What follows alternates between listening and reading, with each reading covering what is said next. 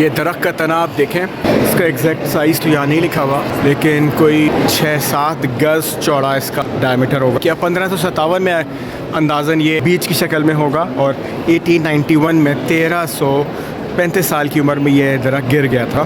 بتا یہ رہے ہیں کہ اس دوران انسانی ایولیوشن نے کس طرح ترقی کی. سن 600 سے کہ آنورڈ اسلامک جو کیلنڈر بھی شروع ہوتا ہے اس کے اراؤنڈ.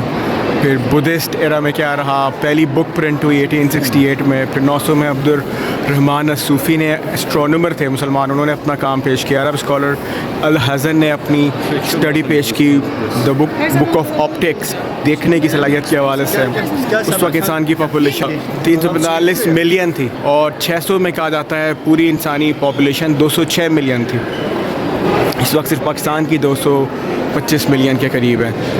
پھر آئزک نیوٹن کا کام ہے 1600 میں. اس سے پہلے نکولس کا کام ہے. لینارڈو ڈیونچی نے اپنی فلائنگ مشین بنانے کی کوشش کی سن 1400 میں. انڈسٹریل ایولیوشن 1760 کے قریب ہوا. اس وقت پاپولیشن 679 تھی، اور جب یہ گرا تو اس کی عمر تھی 1335 سال.